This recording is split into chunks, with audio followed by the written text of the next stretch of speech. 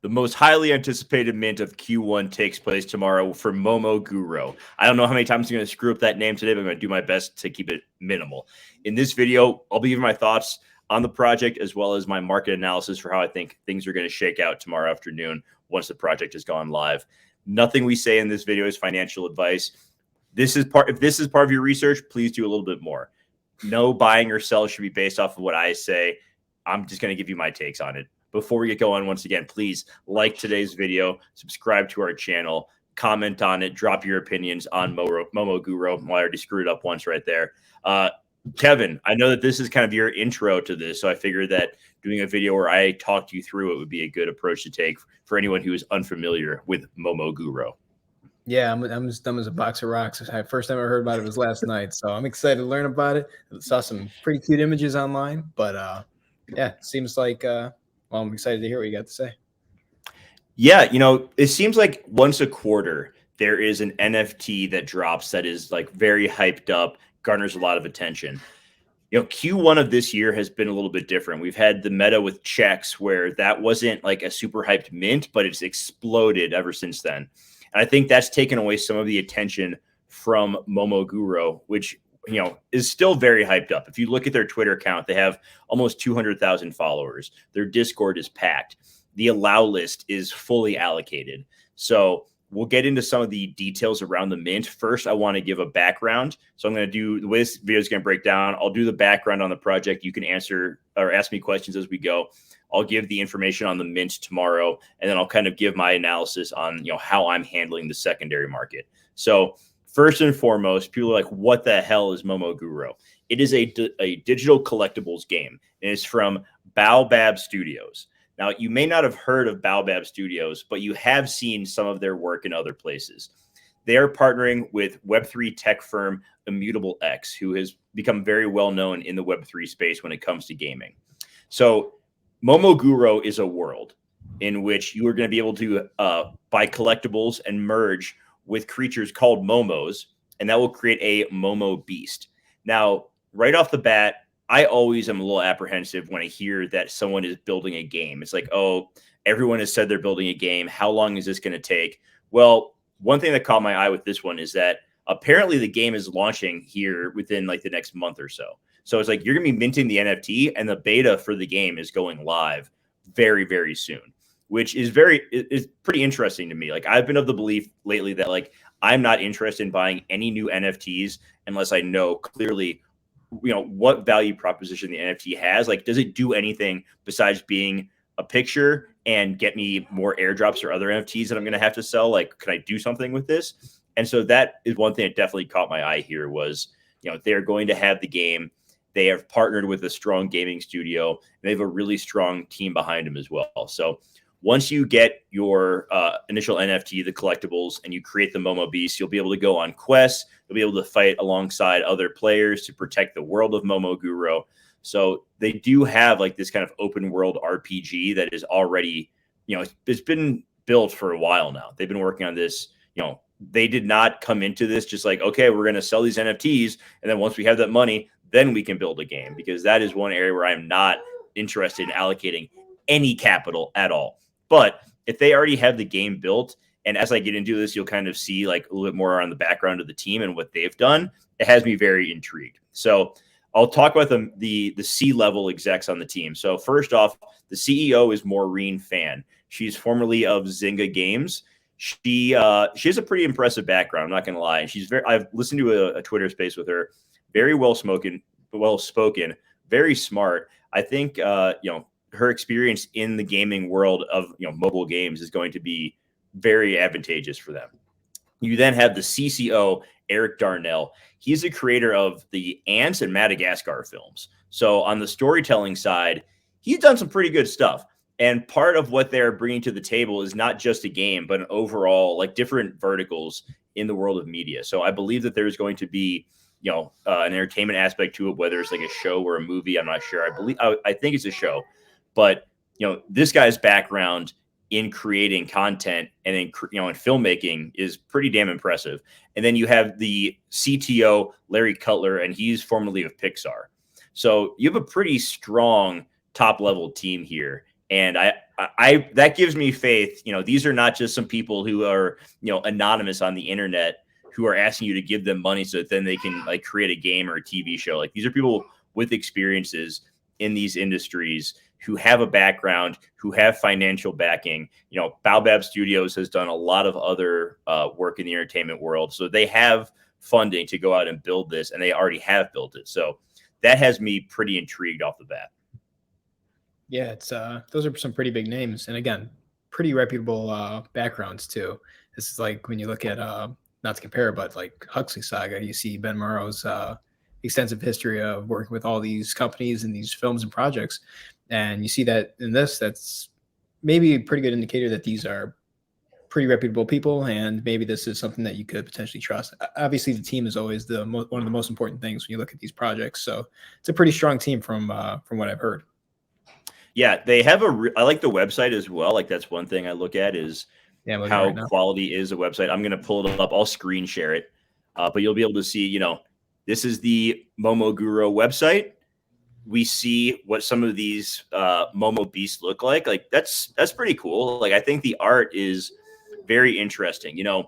I don't really know if it works as a profile picture, but at the same time, not everything needs to work as a profile picture. Like if there's more to it, if there's actually, a use case for it, like in this world that they've built where it's going to be a game, then I think that the PFP value is not nearly as important with some of these other NFT brands. So, they have some really cool stuff. I would go ahead and check out their website, watch the videos. There's the cuteness factor as well. I don't think you can downplay that. It's very colorful, very eye-catching.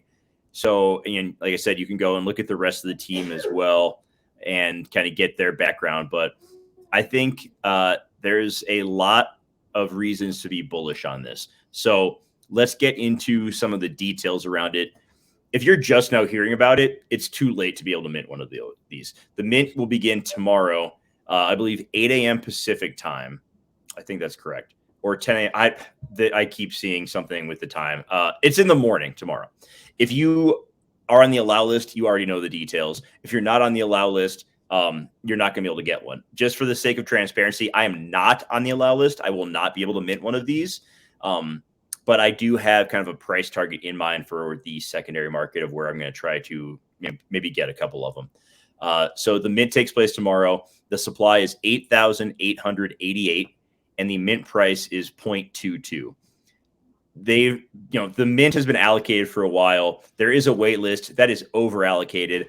I think that maybe it mints out fully before it even gets to the allow list. I wouldn't be surprised by that in the least. I've heard rumors that people who are like selling their allow list for like 1.5 ETH before the project even goes live. So they have, and we've seen this happen in the past too, where people will have a deal worked out with a buyer where they'll mint it for 0.22 and they already have it set that they're going to sell it for 1.5. So if you got the allow list, you're looking at immediate like 6 or 7x, which is great for you.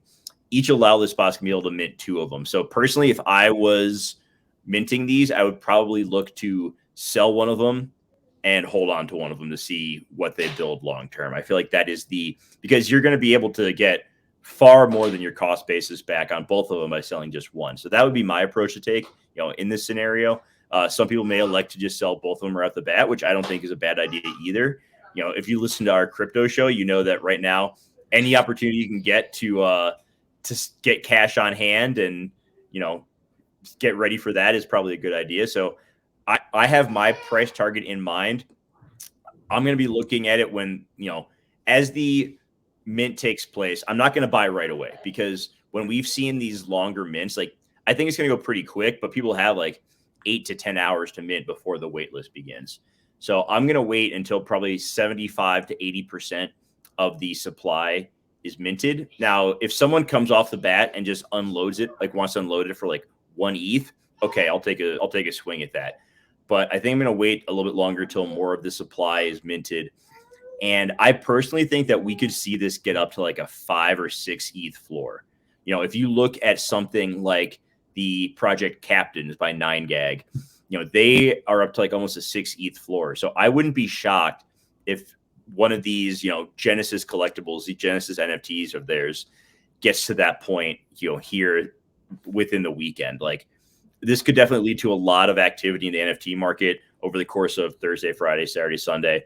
So my hot take is that it's going to hit a 6 ETH floor. I'm not saying you should be buying at 6 ETH. I'm not saying you should buy at 3 ETH and try to sell it at 6.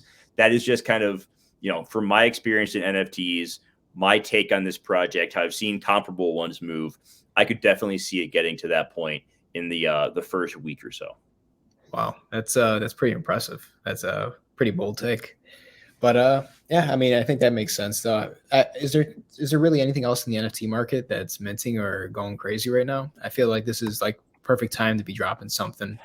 It really is. Like there has not been anything, really like I said, Captains, which minted in January, was the last like really hyped up mint, and that has a supply of 9,999 and is at a 5.53 ETH floor right now. So Yeah. I don't see any reason why these couldn't like see a pretty nice run up as well. I've been very hesitant to deploy any ETH into the NFT market. I can't even tell you the last time I bought an NFT. It's been a while because I've just been like sitting on the sidelines in cash. But I think I might have to swap some cash into ETH and maybe try to make a play for a couple of these, because I do think that there is both I think there's a case to be made for a short-term and a long-term play on this. Couldn't agree more. I also appreciate your Stained reference. It's been a while. Hey, I got to make those like bad early 2000s rock references every now and then. Amazing songs. Amazing songs. Yeah, to your point of like, lately the only thing that's been happening in the NFT market is the stuff with Blur and the Blur farming. And I think that has been garnering so much. And there was like the Bitcoin ordinals for a while, which Yuga Labs is doing a thing, whatever. That is like too complicated for most people to figure out. So I feel like the NFT market has been just waiting for someone to do something outside of like Yuga and Dookie Dash. And I think that this could be that one thing that like gets a lot of attention and excitement, especially if this game drops, at least the beta for this game drops, and it is well received. Like your bull case in the mid to long term, like short term, if you're trying to flip it to accumulate ETH, okay, cool. In the mid to long term, if they launch this beta and it's well received, that's a huge thing. Now, my understanding is that they are, I'm not sure if they're VC backed, but they do have backing because they have been able to build this game out in advance. So I don't think your mindset going into this should be that like you're certainly not an investor in this game, right? And you're not an investor really in any NFT. Like people have this in their head that like they mint an NFT startup and it's like, oh, I'm an angel investor. No, you're not. Okay, you're just not. You're a collector here. But especially in this case, the team, they're like, their main goal is to build out something that a lot of people want to play, want to watch if it's like a Netflix show. At the same time, if they deliver on that, it will drive value to the Genesis collection here. So I think that's your mindset going into it, which you're from a buying and selling side, like your expectations have to be aligned with reality. And the reality of the situation is you're buying their Genesis collection. And if they build out something that becomes very popular in the mainstream, having that Genesis collection, the value is going to be driven to it there. You can't go into it expecting there to be like free airdrops and a token claim, because that's not going to happen. Like the increase in value of this is purely going to be based on, can they deliver a fun experience in the gaming or the entertainment verticals, period. Yeah, definitely agree. Yep. Any other, I gave my market analysis there. Like I said, I think we'll see these out the gate selling in like the 2 to 3 ETH range.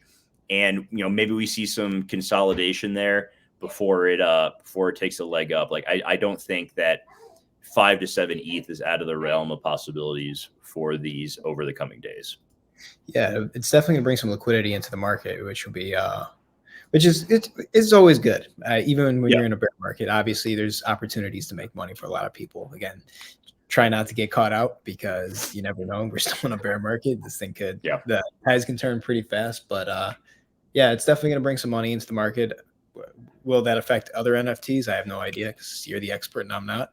But It'd be interesting to see how the market reacts over the weekend. It's probably going to be a little bit more positive sentiment than it would be if nothing else was happening. So it sounds like it's going to be a good mint, and hopefully people are happy with what they get if they get able to get them, hopefully at a decent price or whatever. Yeah.